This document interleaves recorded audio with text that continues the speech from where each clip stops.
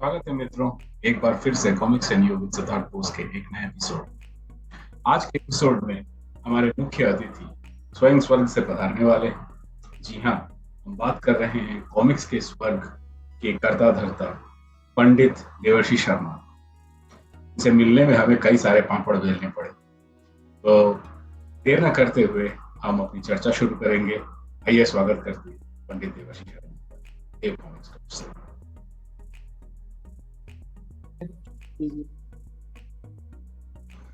तो दोस्तों, स्वागत करते हैं पंडित देवर्षि शर्मा का, और हम जो है इनका भरपूर अभिनंदन करते हैं। इन्होंने अपना अमूल्य समय दिया comics and you with Siddharth Bose के मंच पे। सबसे पहले तो Pandit ji, comics and you with Siddharth Bose की तरफ से मैं सिद्धार्थ बोस आपका हार्दिक अभिनंदन करता हूँ। कैसे हैं आप? धन्यवाद। एकदम स्वस्थ हूँ, हनुमान जी की कृपा है बस। क्या होगा, क्या होगा। आप कैसे हैं? मैं भी अच्छा हूँ, और काफी वक्त से हम जो है मिलने का प्रयास कर रहे थे, तो हाँ फाइनली हमारी तपस्या जो है आज फल मिला। मुझे हाँ कम से कम 7-8 बार स्किप करना पड़ा, मुझे टाइम नहीं मिल पा रहा था काफी। कोई बात नहीं, कोई बात नहीं भाई। अब हमारे दर्शकों को भी पता होना चाहिए, जब आप तपस्या करेंगे तभी आपको फल मिलेगा। और जो पंडित जी हैं, ये कॉमिक्स के स्वर्ग के पंडित देवर्षि हैं भाई। इनको तो मिलना जरूरी है। तो देवर्षि जी, हम सबसे पहले आपके बारे में ये पता करेंगे। आपके साथ हमारे आज मंच पे जो है बहुत नायाब किरदार हमारे साथ मौजूद हैं। एक हमारे जो हैं जिनका दिमाग कंप्यूटर से भी तेज चलता है, और जो है दूसरा जो है रात का रक्षक। और ये हम दोनों जो है, हम आज बहुत खुश हैं कि आपने इन दोनों को अपने साथ हमारे शो पर लेकर आए हैं। ये क्या है सर, इनके बिना तो मैं अधूरा हूँ एकदम। क्या बात, इनके बिना तो मैं चल ही नहीं सकता। बचपन मतलब इन्हीं में जिया है मैंने। क्या तो इनका तो साथ में होना बहुत जरूरी है। कॉन्फिडेंस इन दोनों से ही आता है, मतलब कभी कुछ हुआ तो ये दोनों संभाल लेंगे। क्या बात, इसलिए इनको साथ में रखा गया। बहुत बढ़िया, बहुत बढ़िया। तो हम आगे बढ़ाते हैं अपनी चर्चा को। एक और है, ये भी है या पता चला था, ये युगम श्रेष्ठ ने इसके बारे में बताया था। जी जी सर, बहुत बढ़िया, बहुत बढ़िया। तो दोस्तों, पता करते हैं कौन है आखिर ये देवर्षि, और ये पंडित देवर्षि शर्मा जो हैं, ये कहाँ के हैं, क्या करते हैं, और इनका बचपन कैसे बीता, और कॉमिक्स कहाँ से आ गया बीच में। Over to you Pandit ji, please. Sir सबसे पहले तो मतलब मैं अपने बारे में बताना चाहूंगा कि मैं ग्वालियर का रहने वाला हूँ, मध्य प्रदेश का। ग्वालियर जगह करके है, वहाँ का रहने वाला हूँ। कॉमिक प्रेम तो बचपन से ही था, और उसके बाद काफी समय तक मैं बिल्कुल मतलब इसमें रहा हूँ। उसके बाद फिर पढ़ाई वगैरह मेरी शुरू हो गई थी। मैं उसके बीकॉम फिर एमबीए अपनी पढ़ाई में बिजी हो गया। मुझे पता भी नहीं था कि ये अब आती भी होंगी, और दुकानों पे जाके देखता था तो मतलब लगता नहीं था। मुझे लगता था कंपनी बंद हो गई होगी। अब हम नहीं पढ़ते थे तो हमें लगता है कि अब कंपनी वगैरह बंद हो गई। उसके बाद मेरा एक दोस्त है आशीष कुमार करके, आशु करके, दिल्ली का है। उससे मैं ऐड हुआ फेसबुक पे। उसने मुझे इस ग्रुप में ऐड किया। तो उस ग्रुप में जब मेरे जैसे लोग दिखे तो मुझे बड़ा अजीब लगा यार। अच्छा भी लगा कि मतलब मेरे जैसे पागल है। मुझे लोग कह देते थे कि यार क्या बच्चों में ऐसी चीजें पढ़ता रहता है, क्या है। तो मतलब बड़ा मतलब अलग ही फीलिंग आती थी कि यार मतलब कोई समझने वाला नहीं है इस चीज को। मतलब घर वाले भी बोल देते थे क्या है यार पढ़ता रहता है ये सब चीजें। उसके बाद ठीक है, दोस्तों को उसने ऐड किया, मेरे दोस्त मिले। देखे तो लोगों के पास एक से एक कलेक्शन। फिर देखा धीरे धीरे जिज्ञासा बढ़ती गई, अपना कुछ कलेक्शन खोया हुआ देखा कि यार ये कॉमिक बचपन में पढ़ी थी, ये करी थी, वो करी, ये कितने की मिलेगी, ये कितने की मिलेगी। ऐसे करके धीरे धीरे करके लोगों से जुड़ता गया, काफी लोगों से बनता गया। सर को ऐड किया, संजय सर को देखा फेसबुक पे। जब छोटा था तो लिखा आता था संजय गुप्ता पेश करते हैं, तो संजय सर, अनुपम सिन्हा, ये बड़े बड़े नाम थे मेरे लिए। तो इनको ऐड किया, तो मतलब इनको रिक्वेस्ट भेजी। इन सब ने जब ऐड किया तो मतलब बड़ा अच्छा फील हुआ यार। हम भी मतलब अब बड़े बड़े लोगों में हमारा भी उठना बैठना है, तो अच्छा लगा। बाकी ठीक है, बस ऐसे करके धीरे धीरे करके सब लोग जुड़ते चले गए, कारवां बढ़ता चला गया। क्या बात है। आपका जो है, मुझे पता चला सोशल मीडिया में आप काफी मतलब चर्चित हैं, और आपके कई सारे फेसबुक और सोशल मीडिया के अकाउंट्स हैं, जहां पे जो है सारे के सारे मित्र, भाई, बंधु, और एक तरह से जो भी कॉमिक्स प्रेमी है वो किसी न किसी माध्यम से आपसे जुड़ा है। तो हम ये पता करना चाहेंगे पंडित जी जी ये सर। सब तो ठीक था, कॉमिक्स बढ़ रही थी, कॉमिक्स दोबारा आ रही थी, आप पढ़ भी रहे थे, आप कॉमिक्स प्रेमी थे। ये अचानक से ये कॉमिक्स में जो है ये देव कॉमिक स्टोर कहाँ से आ गया? ये मतलब स्वयंभू हुआ, क्या हुआ? ये कहाँ से सर इसकी आइडिया आया? इसकी शुरुआत कही जाए तो बहुत पहले से मेरा मन था कि मैं कुछ अच्छा करूं, मतलब मेरा मन था कि मैं संजय सर के साथ काम करना चाहता था। मेरा मन था, मतलब जैसे बचपन में एक ड्रीम होता ना, जैसे एक अंकल स्क्रूज आता था तो वो कॉमिक मतलब पैसों में डूबा रहता था। तो मेरा भी मन करता था कि यार कि ऐसी कोई जगह मुझे बंद कर दो जहाँ बस कॉमिक्स में, और मुझे ताला लगा के 1 महीने के लिए बंद कर दो, ऐसा सोचता था मैं। अब ये सपना तो वही पॉसिबल हो सकता था, या तो राज कॉमिक्स के ऑफिस में मुझे बंद करके बाहर ताला लगा दिया जाए। तो संजय सर तो इजाजत देते नहीं इस चीज की मुझे। तो मैंने कहा सर के साथ काम करना है, मतलब एक मन में इच्छा थी कि मतलब राज कॉमिक्स के साथ जुड़ के काम करना है। तो सर को उस समय मैसेज किया था कि मैंने, सर मुझे आपके संग काम करना है एज ए सेलर। तो उस समय थोड़ा मतलब राज कॉमिक्स इतनी एक्टिव नहीं थी। सर ने कहा ठीक है, भविष्य में कुछ हुआ तो आपको बताएंगे। फिर कोविड के टाइम पे इन लोगों ने वापसी करी, सब लोगों ने, राज कॉमिक्स बाय संजय गुप्ता, मनोज गुप्ता करके सब आए सब लोग। तो फिर मैंने अपना काम स्टार्ट किया। तो संजय सर को बोला, मनोज सर को बोला, तो इन लोगों ने तुरंत हाँ कर दिया, क्योंकि उस समय इनका भी काम स्टार्ट हुआ था। और कोविड के टाइम पे थोड़ा मेरे को भी दिक्कत आ गई थी फाइनेंशियली। तो फिर मैंने कहा चलो यार, और कलेक्शन भी बनाना था, क्योंकि कलेक्शन तो मेरा मैं नहीं छोड़ सकता चाहे कितनी भी प्रॉब्लम आ जाए। कलेक्शन तो मुझे करना है पूरा, क्योंकि मतलब मोस्ट ऑफ ऑल मेरे पास सारा कलेक्शन कंप्लीट है, बहुत बचपन से बहुत मेहनत से बनाया है सब कुछ। तो मतलब ये तो बस शौक के तौर। तो ये था देव कॉमिक स्टोर शुरू करने की कहानी।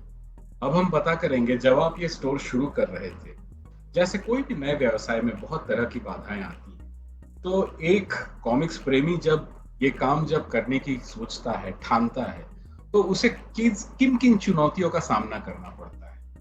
आपने क्या सर क्या ऐसी चुनौती सामना की?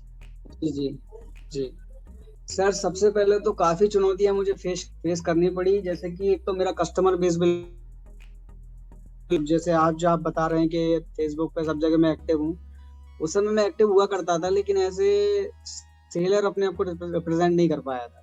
तो मेरे पे इतनी जल्दी कोई भरोसा नहीं कर सकता था। ठीक है। तो जब वहां पर स्टार्ट किया था तो काफी चीजों का सामना करना पड़ा था। जैसे कि मतलब इतनी क्वांटिटी उठाऊंगा तो इतनी क्वांटिटी फुलफिल हो पाएंगी मेरी या नहीं। ठीक है। और इतनी क्वांटिटी अगर मैं अपनी जेब से लगाता हूँ तो मुझे पूरा पैसा दूसरे जेब से ही फंसाना पड़ेगा, प्री ऑर्डर लोग मेरे से क्यों करेंगे। लेकिन ठीक है सर, हनुमान जी महाराज की कृपा से सब होता चला गया। और सर्विस के मामले में अपना काम अच्छा है, तो काफी सपोर्ट मिला। मेरे कुछ दोस्त हैं, जितने भी मेरे दोस्त हैं उन सबने भरोसा जताया, और काफी कम समय में अपन ने बहुत अच्छा काम करना स्टार्ट कर दिया। क्या बात है, तो क्या बात। इंडस्ट्री के लोगों से आपको मदद मिली? हाँ हाँ, काफी मदद मिली। जो कॉमिक अड्डा के जो ओनर हैं नीलेश भाई, उनसे बहुत, वो तो बड़े भाई जैसे हैं मेरे, उनसे बहुत सपोर्ट मिला मुझे। मतलब इवन जब मुझे कोई भी चीज की प्रॉब्लम आ रही थी, क्योंकि आरसी का क्या रहता था, एक क्वांटिटी रहती थी कि आपको इतना इतना माल उठाना है। तो काफी काफी हद तक जैसे मैं उस चीज को फुलफिल नहीं कर पाता था, तो कुछ क्वांटिटी मुझे नीलेश भाई के द्वारा भी मिल जाती थी। जैसे मैं नहीं उठा पाता था आपके सेट वगैरह, तो मुझे 5 या 10 की क्वांटिटी जो मिलती थी वो नीलेश भाई मुझे भेज देते थे।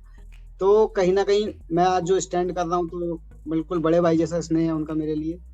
तो उन्होंने कभी पीछे मतलब टेंशन नहीं लेने दी मुझे कि आप कभी होपलेस मत होना, मैं बैठा हूँ। मतलब उन्होंने कहा कि मैं बैठा हूँ ना, टेंशन मत ले बस, क्या मेरे लिए बात है, इतना है, अच्छा। क्या बात। तो कैसे ना, वैसे होता क्या अक्सर कि एक सेलर दूसरे सेलर में आपस में कंपटीशन रहता है, लेकिन यहाँ तो बस समझ लो कि कंपटीशन नाम मात्र का भी नहीं था, मतलब सब होता चला गया एकदम से। कॉमिक्स को आगे बढ़ाने के लिए यही मूल मंत्र है, सबको साथ में आना है, हाँ एक दूसरे की जी मदद जी। करना। आपके देव कॉमिक स्टोर का लोगो भी बहुत ही मतलब ज्यादा आकर्षणीय है, इसके पीछे की जी कहानी जी। कुछ बताइए। नहीं, इसके पीछे की कहानी कुछ नहीं है, थोड़ा क्रिएटिव रहते थे, मन में आया तो बस जस्ट बना दिया। ऐसे कोई मतलब, क्या बात। मेरे एक दोस्त हैं, मेरे बहुत ही खास मित्र हैं, जीशान भाई। उनसे मैंने रिक्वेस्ट किया कि मुझे आप प्लीज कुछ बना के दीजिए मेरे लिए।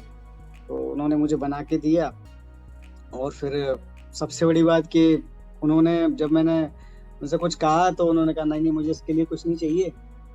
तो शुरुआत में सपोर्ट मेरे को बहुत मिला, मतलब यही जब यही कॉमिक्स की महिमा है दोस्तों, सब साथ आ जाते हैं जब कोई कॉमिक्स के लिए कुछ करने की ठानता है। क्या बात। तो बस बात है कि सपोर्ट बहुत मिला मुझे, मेरे जो दोस्त हैं उन्होंने मुझे उस टाइम पे बहुत सपोर्ट किया, जो आज मैं यहाँ हूँ, मतलब क्या वही चीज है। क्या बहुत बढ़िया, बहुत बढ़िया। ये बताइए, ये तो हो गई कहानी जब आप शुरू कर रहे थे, आपका कस्टमर बेस नहीं था उस टाइम पे, जी। नीलेश जी आगे आके सपोर्ट किए। अब हम्म। करीब करीब 1-1.5 साल बाद जब आप एक प्रतिष्ठित हो चुके हैं कॉमिक्स की दुनिया में, कॉमिक्स जगत में, जब आपको सब लोग अभी पहचानते हैं, और हमको ये भी पता चला है कि आप जो है नायाब तरीके से अपनी अपनी मार्केटिंग करते हैं। किसी को आपने कुछ बनाया हुआ स्केच भेज दिया तो किसी के लिए गाने गा दिए, और पता नहीं क्या क्या यूनिक आइडियाज आप निकालते हैं जो बहुत बढ़िया देखिए, लगता है।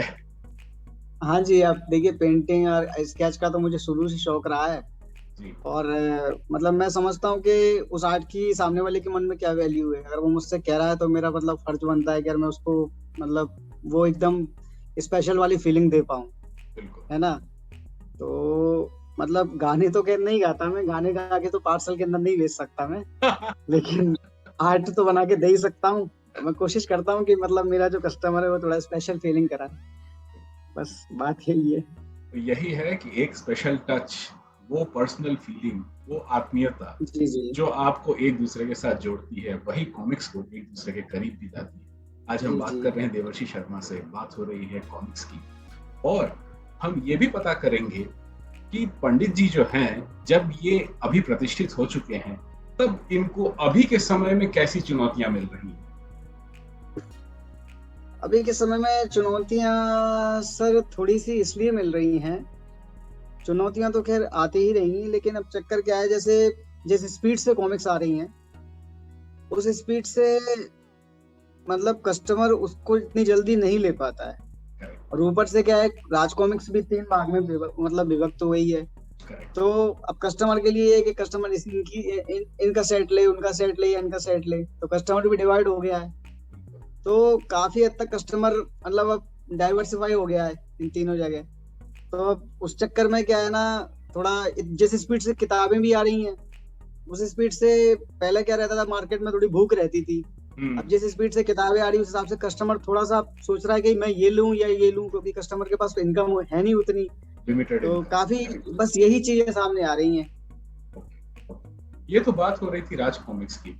इसके अलावा जो भी नए हाँ प्रकाशन सामने आ रहे हैं, जो भी अपना जी। नया नया हाँ, भाग्य। काफी नए प्रकाशन है, जैसे बुलसाई प्रेस है, रविराज जी का है, जो अपना अनादि अभिलाष जी ने भी अभी स्टार्ट किया अपना चित्रगाथा। चित्रगाथा के नाम से। हाँ, उनका भी हमने प्रोडक्ट रखा था, अच्छा रिस्पॉन्स मिला उसको भी। उसके बाद कॉमिक इंडिया ललित ललित भाई का, है ना। जी। जी। और अभय भाई का भी था अपना, जो उन्होंने उमा माँ कार्ड का जो कार्ड। स्टार्ट किया नया। जी। उमा कार्ड का दूसरा सेट भी आने वाला है। तो नए प्रकाशन भी काफी अच्छे चल रहे हैं सर। क्या बात बाकी हाँ, मतलब हर हर चीज अच्छी बिक रही है, कस्टमर अब काफी एक्टिव हो गया है, हर चीज लेना पसंद करता है। है, क्या बात है। एक तुलनामूलक एक प्रश्न है, 1-1.5 साल जी। पहले कॉमिक्स का क्या दृश्य था और आज कॉमिक्स का क्या दृश्य है। दृश्य की बात करें सर, तो उस समय अगर मैं अपना जो मतलब अपना पर्सनल ओपिनियन देना चाहूंगा, तो उस समय और सब आज के समय में अंतर बहुत है। जैसे उस समय जो था वो एकदम रियलिस्टिक, मतलब विंटेज चीजें होती थी। जैसे आप उस समय की तुलना करें तो हम एक ऐड आया था, सूरमा का ऐड देख लिया हमने, जैसे प्रलय का ऐड देख लिया, तो उस ऐड को देखने के बाद ही मन में जिज्ञासा आ जाती थी कि यार नहीं यार, ये कॉमिक आएगी, मतलब मन लेना है यार। कोहराम कॉमिक्स आई थी तो मैंने कम से कम उसके 10 ऐड देखे थे। क्या बात। तो मतलब वो विंटेज समय था सर, जब अनुपम सिन्हा जी, डीगवाल जी, वेदी जी, प्रदीप साठे जी, मतलब इतने लेजेंडरी आर्टिस्ट उस समय काम किया करते थे। तो आज के डेट में अब कॉमिक तो आ रही हैं, लेकिन वो लेजेंडरी आर्टिस्ट इस समय नहीं रहे। मतलब कोई इधर चला गया, कोई मतलब जैसे धीरज वर्मा जी थे, जी। वो अब हमारे बीच में नहीं रहे, तो उनकी कमी महसूस होती है। तो अनुपम सिन्हा जी हैं, बस वही उनका काम नजर आ रहा है, बाकी डीगवाल जी काम नहीं कर रहे हैं, मनु जी काम नहीं कर रहे हैं, बेदी जी भी शांत हो गए हैं। तो करेक्ट। कब उन चीजों की कमी महसूस होती है। नई अब नए आर्टिस्ट जो हैं, अभी देखा जाए तो अभी उनको काफी सीखना बाकी है। तो नए आर्टिस्टों को अपन लेजेंडरी की तुलना में तो नहीं रख सकते, बस यही कमी महसूस होती है, बस बाकी और कोई नहीं है। क्या बात, क्या बात। तो ये हमें पता कर रहे थे कि कॉमिक्स का स्वर्णिम काल और आज के काल में पंडित देवर्षि शर्मा क्या सोचते हैं, इनकी क्या सोच है, क्या राय है। एक और बात हम पता करना चाहेंगे जब कॉमिक्स का ये दोबारा से जब आना शुरू हुआ और ये जो कॉमिक्स के जो जो भी मतलब कॉमिक्स प्रेमी हैं ये जो कॉमिक्स खरीदना शुरू किए, तब इनका जो है पहले की तुलना में, मतलब मेरे कहने का मतलब है जब आप शुरू कर रहे थे अपनी दुकान उस वक्त इनकी क्या मांग थी और अब की क्या मांग है, क्या इसमें कुछ फर्क है या इसमें जो आप देखते हैं कुछ ठहराव बदलाव कुछ ऐसा कुछ आया है? अगर आप कुछ बता सकें इस बारे में। सर अब पहले की तुलना में जैसे कॉमिक इंडस्ट्री जब अपनी जो कोविड के टाइम पे जब राज कॉमिक्स ने कमबैक किया, उससे और अब में अंतर तो इतना है कि पहले बिल्कुल शून्य से स्टार्ट किया था, आप ऐसा समझ लीजिए, है ना। तो लोगों में काफी उत्साह था कि यार ये आएगा ये आएगा। लोगों के नागराज कंप्लीट हुए, ध्रुव कंप्लीट हुए, ऐसी ऐसी कॉमिक्स हैं जो कभी कोई सोच नहीं सकता था वो कॉमिक्स से आई। लेकिन अब वही बात है ना कि सर जब सब कुछ कंप्लीट ही हो जाएगा तो बचेगा क्या। अब उन्हीं कॉमिक्सों को घुमा घुमा के मतलब पेश किया जा रहा है काफी हद तक। और अब मतलब मोस्ट ऑफ ऑल मेरे हिसाब से सारे जो बड़े बड़े कैरेक्टर्स है सब कोई आ चुके हैं। नागराज, मनोज, इसमें संजय जी और मनोज जी का काफी योगदान है। और मनोज जी ने तो ऐसे धड़ाधड़ मतलब कॉमिक्स निकाल दी कि अब मुझे नहीं लगता कि आप उनसे तो बस आप सिर्फ उनसे रिक्वेस्ट कर दीजिए कि हाँ सर ये चाहिए, तो मुझे लगता है 3 दिन बाद आपको प्री ऑर्डर मिल जाएगा। तो वो समय अब एकदम आ चुका है। मतलब अब ऐसी कोई भी चीज नहीं है कि जो नहीं आए। देखिए अब अभी 2 दिन पहले किंग कॉमिक्स का भी आया था प्री ऑर्डर। किंग कॉमिक्स भी आ चुकी है सर। तो अब मतलब अब मेरे हिसाब से अब तो नामुमकिन कुछ भी नहीं है, सब कुछ आएगा। तो लोगों के लिए काफी अच्छा है कि अब सब कुछ आना है। तो अब ये है कि जो मेन कैरेक्टर थे वो सारे आ चुके हैं पहले की तुलना में। जैसे पहले शुरुआत से हुई स्टार्टिंग, तो अब जो फोकस है उन पे जो कहीं भी मतलब उस समय बहुत ही मतलब जो ऐसे थे, जैसे बैरिस्टर विश्वनाथ हो गया अपना, और अपना जौहर आया अभी, ऐसी अभी और भी आने वाले हैं, है ना। क्लासिक्स पे काम स्टार्ट हुआ है। जैसे अब जो फोकस रहेगा वो जनरल पे रहेगा। जैसे और जैसे अपना जासूस टोपी चंद हो गया, पिद्दी पहलवान हो गया, इन पे फोकस किया जाएगा। अभी संजय सर ने भी अभी गोजो लाए, उसके बाद तिलिस्म देव स्टार्ट करेंगे, काफी चीजें हैं। तो बस मतलब कुछ भी है, बस मजा आ रहा है बस। तो एक तरह से कॉमिक्स का दौर दोबारा शुरू हो चुका है। ये रिबूट जो हुआ था, ये रिबूट सक्सेसफुल है आपके हिसाब से?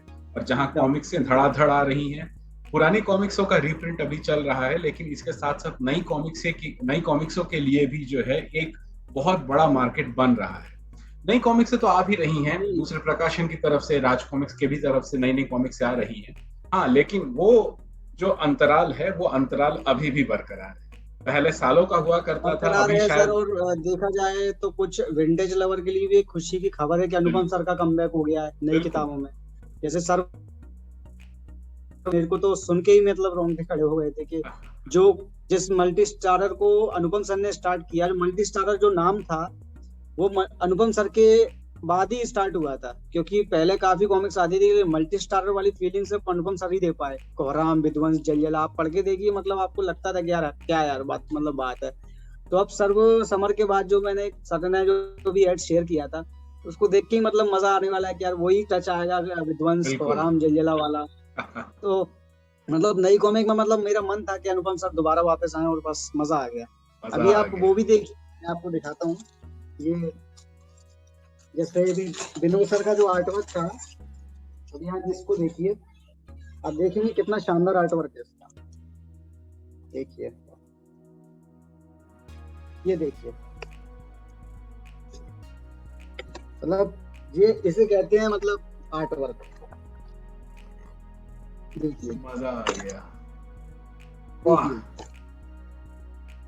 ये तो वही विनोद सर की वापसी हुई है। बिल्कुल विनोद सर की वापसी, बिल्कुल। दोस्तों, मजा बहुत आ रहा है। हम पंडित जी से बात कर रहे हैं और पंडित जी जो है अपनी सोच हमारे साथ आज साझा कर रहे हैं। आशा करता हूं मैं कि आपको ये जो है एपिसोड पसंद आ रहा है।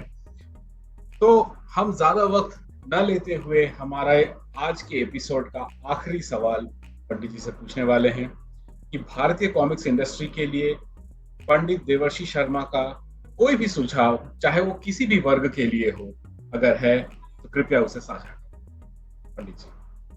अब सर इतना तो मतलब सुझाव मैं क्या दूंगा, क्योंकि यहाँ पे सभी लोग समझदार हैं और मेरे से काफी अच्छे मतलब ओपिनियन वाले लोग हैं। बस इतना ही कहूंगा कि जहाँ तक सब लोग मेहनत कर रहे हैं, लिमिट निकाल रहे हैं, तो कोशिश की जाए कि जो भी कॉमिक निकाल रहे हैं उनको आप लीजिए, और मेरे हिसाब से आलोचना मत कीजिए बस किसी चीज को लेके, क्योंकि आलोचना करते हैं तो लोगों के मन में जो मतलब पढ़ने वाले बंदे होते हैं, जो एक्चुअल रीडर है, वो भी होपलेस हो जाए। तो मेरे हिसाब से नेगेटिविटी मार्केट में कम होगी तो पॉजिटिव रिजल्ट निकल के आएंगे। बस यही है कि कॉमिक पढ़िए और एंजॉय कीजिए। तो ये था आज का सुझाव पंडित देवर्षि शर्मा की तरफ से। हमें स्वस्थ रहना है, सचेत रहना है और साथ ही साथ नकारात्मकता को दूर करके सकारात्मक तरीके से भारतीय कॉमिक्स उद्योग को सफलता की ओर ले जाना है। Comics and you with Siddharth Bose की तरफ से हम आज का एपिसोड यहीं समाप्त करेंगे। आशा करते हैं आप बहुत खुश होंगे, सफल होंगे और आने वाले वक्त में हम देवर्षि जी की तरफ से और भी बहुत सारे नई नई चीजें आशा करेंगे। तब तक के लिए बहुत बहुत धन्यवाद देवर्षि जी, आपका समय। धन्यवाद सर। नमस्कार।